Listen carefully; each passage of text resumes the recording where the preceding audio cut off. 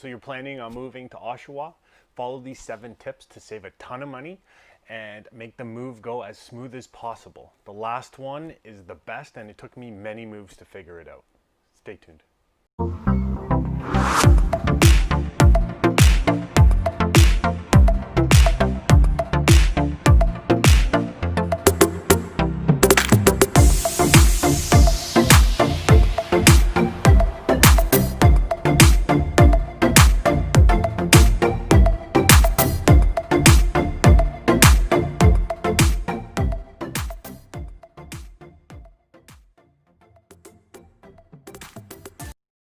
Hey, thanks for tuning in. My name is Brad Goetz, and I'm a local realtor here in Oshawa. I'm with Right at Home Realty, and if it's your first time to this channel, click that subscribe button and hit that little bell. That way you're notified each and every time I do post a new video. In this video, I'm going to be going over 7 different tips that are going to save you a ton of money, and they're also going to make the move go so much easier. I have people reaching out from all over Canada, different parts of the world, and I absolutely love it. So if you are looking at relocating here to Oshawa, call, text, email, send the carrier pigeon, whatever is easiest for you, and I'm here to make the move go so easy. I hope you enjoy the video, and let's get into it.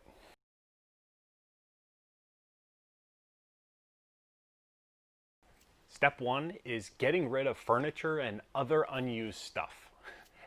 Everyone has areas in their house, I know we sure do, where things go there and they don't really get looked at or used for years. And I'm not talking about the sentimental things that you inherited from your family or things that you grabbed when you were getting married or your first something that is very important to you. That stuff I get you want to keep and take it with you. I'm talking about the stuff that is big and bulky that you know you're not going to use at your new house, whether it is too big or it doesn't suit the style or the decor of the house. Why take it with you? It takes room in a truck, it takes the movers an extra trip in and out of your house. All this takes time and money, and a lot of the times with taking a lot of big bulky stuff, that can be the difference between 1 trip to your new house or 2 trips. And if you have 2 trips going back and forth from your new house, that's probably going to add quite a bit to your move costs. And if you do have these things and you want to get rid of them, there's different things you can do with them. You can sell it. You can use Facebook Marketplace, Kijiji, Craigslist, Garage Sale. If you are going to donate it, you can donate it. I know here they have places like Goodwill, Value Village, Talese. I don't know if they have those in your area, but they must have something similar to that. Or you can just throw it out. Whether you take it to the dump, you call one of those companies that come to your house and take the junk away for you, or you can actually call your city, and some cities have it where once per year you can do a large item pickup. So what that means is if you're getting rid of a lot of stuff, put it to the curb, make sure you've arranged it with your city, and they'll actually take it all away for you, and you're paying for it with your property taxes. So why incur an extra cost on that? That covers off step 1. Let's move on to step 2.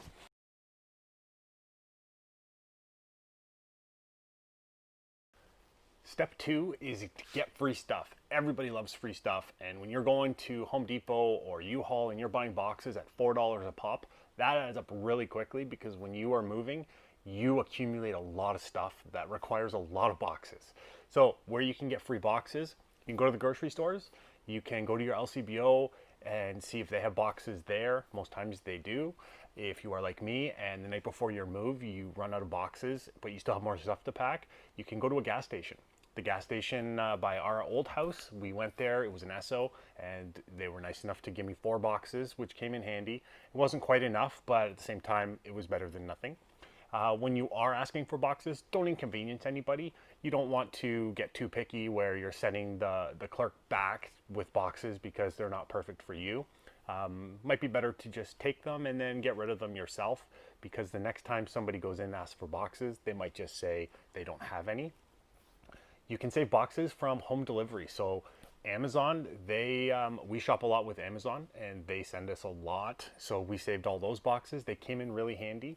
If you do those meal prep home delivery services like HelloFresh or other similar ones, Those are amazing boxes. They're sturdy and they're actually considered cooler boxes. So if you're moving stuff from your fridge and such and you don't have enough coolers, you can use those. They come in amazing. And then stuff for wrapping your valuable stuff, you can save newspapers, the bubble wrap that you get with your home delivery, or those little bags that come with air in it. I know Amazon uses those a lot. And hopefully that will save you. I know it'll probably save you a few $100 by just not having to buy boxes or the wrap. The bubble wrap is extremely expensive. It's like $30 at Home Depot. So that covers off step 2, which is get free stuff. Let's move on to step 3.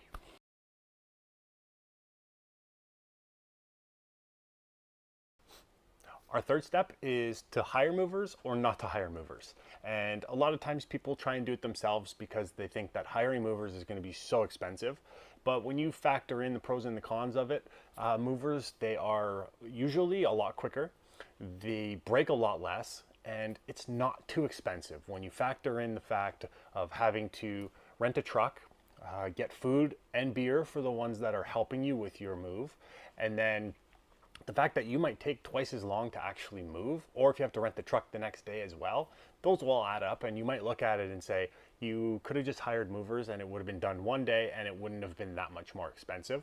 Now, if you're hiring movers, you might want to put the stuff that is valuable or breakable into either a pod or move it yourself with your vehicle just to help eliminate the risk of them breaking it. We moved 3 times and they never broke anything of ours, but we took our TVs and we took anything that was very sentimental and breakable to us. Movers, they charge 2 ways. They either charge per hour or they have a flat fee. Now, when you are interviewing movers, you want to make sure that they are not having any hidden fees or they have a good reputation. And a lot of the times your realtor should be the one that's going to recommend a mover to you, because a realtor will not recommend somebody who is going to hurt their reputation.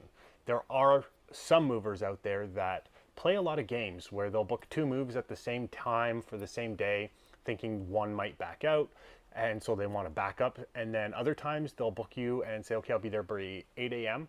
And then they don't show up until noon because they were doing an 8 a.m. move at the same time. A lot of games for that.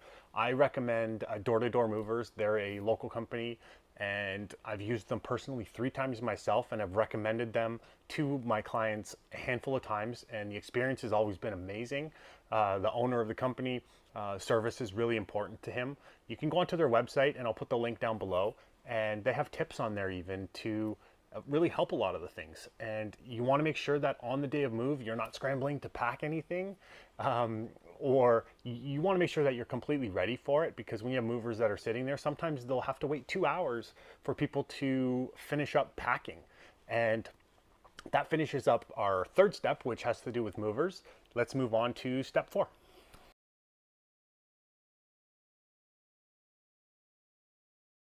Step 4 is to get the right mortgage. And the first question you want to ask is either using a bank or using a mortgage broker. The difference is you have a bank and they are going to provide you a mortgage through their specific bank. If you have a mortgage broker, they're actually shopping all of the major banks, the B lenders, different lenders, credit unions. They're comparing everything to give you what the best rate is. And so that's really what you want to ask yourself. I've always recommended people use mortgage brokers, but I have encountered banks that have the mortgage advisors who they have been really good as well. You want to make sure that with your mortgage, there's no hidden fees. Sometimes they have a lot of hidden fees in there where they'll give you a great rate and everything. It's a 5-year locked mortgage. And then let's just say something happens and after 2.5 years or 3 years, you have to break your mortgage. I've seen fees between $15,000 and $20,000 to get out of that mortgage. So that's something that you want to make sure that you're aware of up front. Someone available after hours. So when you are shopping a mortgage or getting a mortgage, you want to make sure that who you're using is available after hours, both that the realtor can get involved with, or you can call if you have questions, because sometimes questions do pop up in an evening or on a weekend, and having to wait until the next business day sometimes can be A, a deal breaker, or B, just really inconvenient. I've sent emails on a Friday evening at like 8 p.m. and I've gotten a response by 9 or sometimes the Saturday morning. So it's kind of like they're working all the time, and that's something that's important that you're looking at. And also the rate. You want to make sure that you're going to get the best possible rate. And sometimes you'll have two banks that are providing you different rates for the exact same product. So just make sure you understand that. That covers off step 4, which is getting the right mortgage. Let's move on to step 5.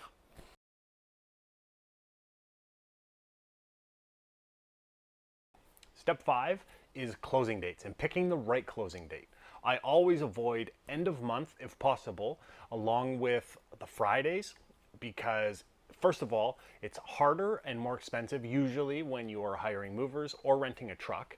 And the fact of being able to find movers or truck rentals on a Friday or end of month sometimes is a lot more difficult, and they might even charge a higher rate for those times. Also, when you move, like if you're looking at a whole year, sometimes it's cheaper when you move in the winter opposed to the summer, because usually the summer is a hotter market where a lot of people are moving. And try to avoid planning a move on a weekend, because if you're trying to get a truck, then it's going to be hard to find, because a lot of people, they will close on a Friday and then they will plan their move for the Saturday. So it just becomes a little bit more difficult. And then if you are moving from a rental, a lot of times it doesn't matter. You're pretty flexible and such. So plan a move on a Wednesday or a Thursday, less competitive in terms of getting trucks and movers. And if you are bridging, same thing. Try and plan your move on a Wednesday, Thursday, less competitive, and it's going to be cheaper. That covers off step 5 in terms of closing dates. Let's move on to step 6.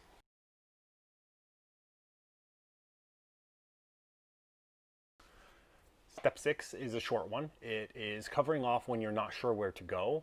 And there are different options. Most people might just consider a hotel, which is the most expensive way to do it. You can look on websites like Airbnb and you can see what's available in that city for a month or 2 weeks, or like different time frame depending on what you're looking for. Sometimes the realtors will have access to short-term rentals where somebody's only wanting to rent their house out for 3 or 4 months. They usually cost a little bit more than a typical 1-year lease, but it's still going to be cheaper than Airbnb or a hotel. That covers off step 6. Let's move on to step 7.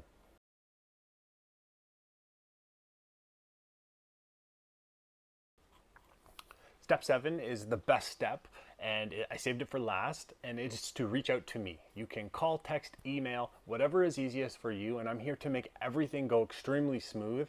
On top of that, I've built connections with different movers, mortgage brokers, different furniture companies like The Brick, for instance. I have contacts at Bell & Rogers, so pretty much everything you would need to transition into a new house, I can help you with along the way. And at the same time, I'm going to ensure that you buy properly. I see it so many times where people, they get approved for between 500,000 and 600,000, and they buy something on the lower end of that because they don't want quite as high of a mortgage. And then about 2 or 3 years into it, they outgrow the house, or they don't like the area as much as they want, or they sacrificed having that detached garage or 2-car garage, thinking that they can make do, and then they have to move. First of all, in that short time span, the house probably didn't appreciate very much, unless you're in like a crazy market, which has happened over the last 3 years. It's happened twice where people in a short time made a lot of money. But when you are moving, you do have the cost of the commissions. Realtor commissions are going to be there when you're selling.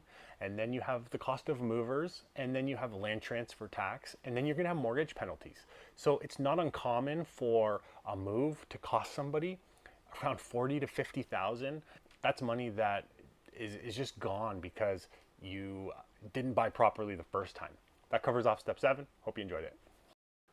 Well, that concludes our video. I hope you enjoyed it. If you did, click that like button. That way I know people are enjoying the content that I'm putting out there. If you forgot at the beginning, subscribe to the channel and click that little bell. That way you're notified each and every time I do post a new video.